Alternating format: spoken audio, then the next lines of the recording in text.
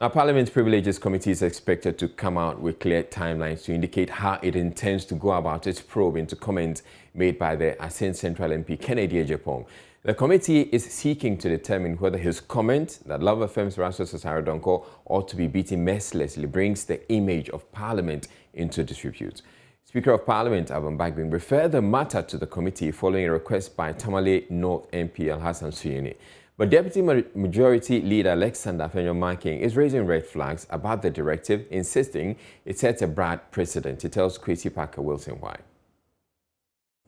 As a house, we've established our own conventions and practices. Again, we are bound by our rules, standing orders, and that the precedence of application of such nature requires that when the motion is moved, it has to be seconded. Members are given the opportunity to express their views on it. This is not what happened, and I disagreed with Mr. Speaker on the ruling he made. So you think he erred, clearly? I said that I disagree with Mr. Speaker on the ruling he made. That notwithstanding, that is Mr. Speaker's decision.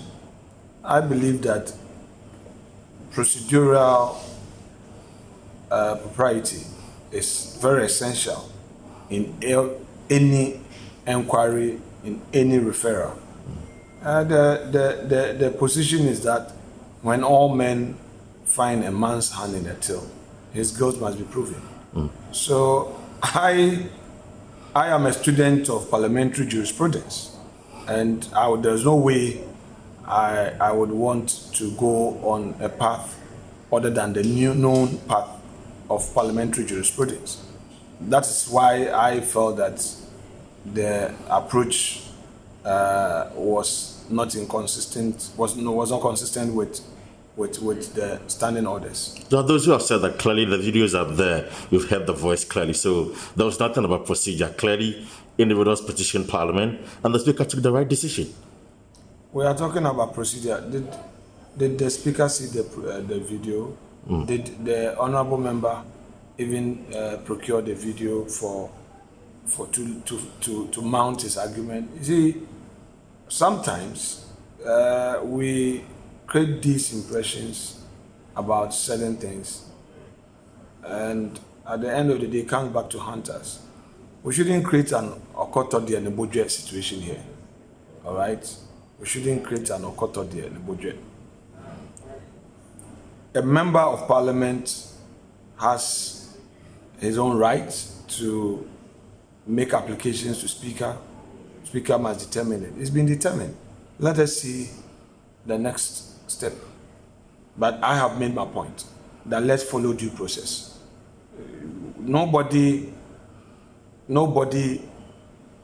will recommend that if a person is caught stealing, he should be stoned to death. You know that. Even if every eye saw him stealing, the law requires due process. So, would a person be wrong if he invites an authority to ensure due process in any matter? I don't think so. Joseph Oboku-Gakpo is our parliamentary correspondent and joins us with more on this. Now, Joseph, what's the very latest on this? Israel, we've been double checking when exactly the committee is likely to meet to then probably decide on the modalities on the way forward and agree on how the probe will be carried out. From our checks, that meeting didn't come off today. It's called the inception meeting to then decide on how to go about it. It's not likely to come off tomorrow, but it's likely to be sometime next week. At that meeting, the committee at a closed-door session will come to a decision on how many witnesses they will call, including possibly Rastus Sasarodonko and other witnesses, probably the journalist who conducted the interview, and of course, the Honorable Kennedy Agyapong himself. The committee would also decide on the modalities that would actually guide the processes in terms of whether they would receive oral arguments or written testimonies, oral testimonies or written testimonies. That as well will be determined, and then they would come to a determination on the duration that they would use to undertake their business. So we're waiting for that meeting to unfold sometime next week. But what would eventually happen is, after they've done that, most likely it's going to be a public hearing, because on all the occasions that we've seen the Committee on Privileges sit to determine issues, the hearing has actually been public. And once they are done, they will probably take a vote or decide by consensus on recommendations for whatever actions that they are recommending. And then that report will come to the floor finally for the necessary approval or otherwise. Now, closely linked to this is what we're hearing is a push for the NDC communications officer to be hauled before the Privileges Committee. You tell us about that. And so, second deputy majority whip, Habib Idrisu, moved a motion on the floor of the House earlier today, drawing attention to a comment Mr. Sami Gyamfi made earlier in the year after some ministers were approved right here in Parliament that the Speaker of Parliament, Alban Bagbin, and the leadership on the minority side had actually betrayed the NDC as a party. And Mr. Habib Idris made the point that this was contemptuous, and he felt that Mr. Sami Gyamfi should be dragged to the Committee of Privilege. That was made by Mr. Sami Gyamfi, the National Communication Officer of the NDC. Mr. Speaker, and with your permission, I read a excerpt of it. And that is, comrades, the betrayal we have suffered in the hands of the Speaker of Parliament, Right Honorable Alban Bagbin, the leadership of parliamentary group, particularly Honorable Haruna Idrisu, Honorable Muntaka Mohammed, and dozens of our MPs, is what threatened me to work hard for the great NDC to regain power. They blatantly defy the leadership of the party and betray the collective good of their selfish interests. And we must not let them succeed in this particular order. Mr. Speaker, accordingly, this is an attack to the speakership and the leadership of this House. Under order 27, Mr. Speaker, I want to move that this should be referred to the Committee on Privileges. As precedent in this House, I've already shown, and the latest was yesterday. Mr. Speaker, and I do that with the strength of Order 27, which also says that, notwithstanding with anything contained in this order, Mr. Speaker may refer any question of privilege to the committee. And then this is in contempt of the House or this Parliament under 30H. Mr. Speaker, I so move that by this was an attack to the Speaker and the leadership, and this matter should be referred to the Committee of Privileges. Now, Joseph, how did this play out?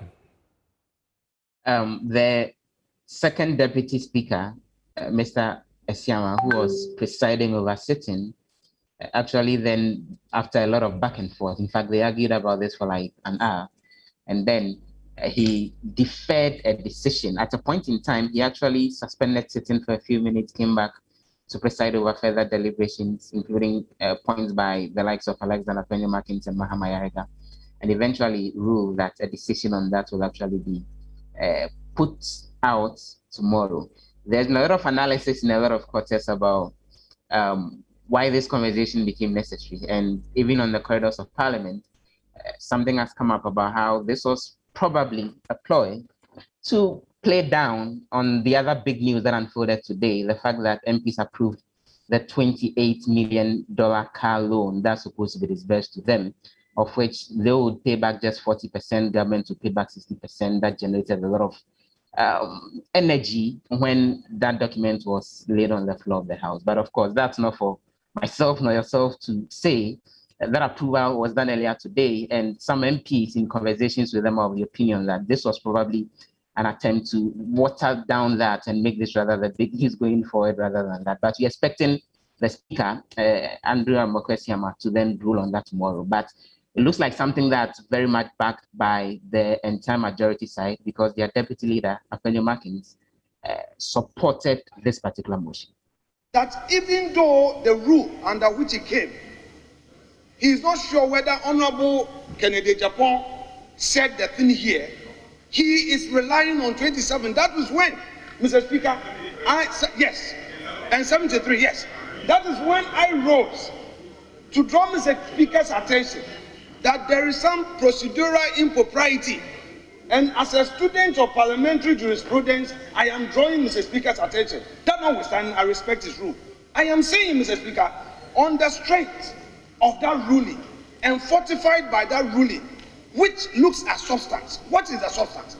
A member of the National Democratic Congress, the National Communication Officer, has used certain words against Mr. Speaker, members of this House, which words amount to contempt, which words undermine our work and authority. Let's look at 30H. 30H of our rules book. Mr. Speaker, this is what 30H says. The following acts or conduct shall constitute a breach of privilege or contempt of Parliament. They are disjointive. It is either a privilege matter or contempt. His contention is that the behavior, the utterances, the writings of Mr. Sami Gyamfi is in contempt of Parliament. And he relies on 30H. 30H reads, I quote, publication of false, perverted, misleading, distorted, fabricated, or scandalous report, books or libels reflecting on the proceedings in Parliament. What proceedings was Mr. Sami Gyamfi referring to? The appointment committee's report, which report approved of certain members, and he had occasion to question Mr. Speaker. So all that our colleague is saying is that, Mr. Speaker, don't be a judge in this matter. Simply refer it to the appropriate committee to look at the merit or otherwise. Mr. Speaker, this is what was done in the Agyapong case. Mr. Speaker said, look, let's give it to the committee. Let the committee now validate the statement of Agyapong. And I was even saying that Mr. Suhini should have made a prima facie case.